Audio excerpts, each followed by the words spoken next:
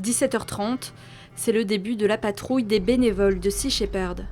Cette association internationale de défense des animaux s'intéresse depuis 3 ans à la sauvegarde des goélands sur la ville de Lorient. Tout l'été, dès le mois de juin, le début de la naissance des goélands, la campagne Goéland Rescue se met à l'œuvre au niveau de la zone portuaire. De toute manière, les gens, là, il y a pas mal d'entreprises, donc les mecs roulent vite. Et les juvéniles ont un peu de mal à décoller, et puis il est top. Il y en a même qui font exprès de faire des écarts pour les écraser, quoi. C'est une sorte de jeu. Le but, sauver les goélands juvéniles qui chutent des toits, mais il y a aussi les blessures infligées par l'homme.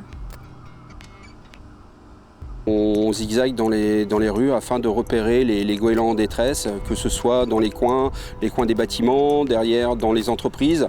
Et dans ce cas-là, c'est pareil, on s'arrête et on va voir comment se portent et comment se comportent les goélands. Il n'y a pas de parents sinon et on se serait déjà fait menacer par les parents, effectivement. Et effectivement, ils ont une tendance à se déplacer aussi sur le centre de Lorient pour nidifier sur les toits, parce que là aussi, ils trouvent de la nourriture, c'est-à-dire les poubelles qui sont grandes ouvertes, qui ne sont pas fermées, qui ne sont pas hermétiques.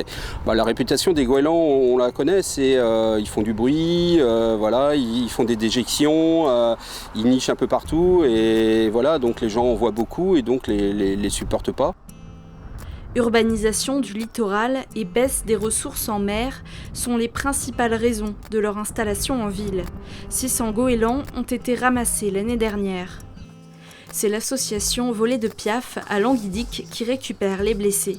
Ce centre de soins d'animaux sauvages les raccommode avant de les relâcher hors des villes. Là, ça va être l'état du bréchet, donc l'os du milieu, les muscles du milieu, là c'est très saillant. Donc c'est un animal qui n'a pas mangé depuis un petit bout de temps.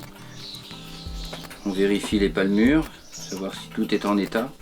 Avant, ils naissaient en plein champ, maintenant ils naissent sur les toits.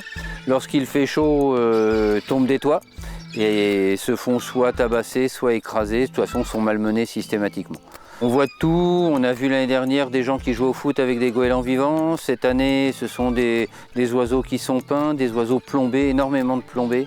Donc c'est vraiment un grand nombre d'animaux au début au moins qui arrivent mais qui sont dans des états pitoyables au début. La population de goélands est en baisse, on a perdu 50% des goélands sur les 10 dernières années sur les côtes atlantiques.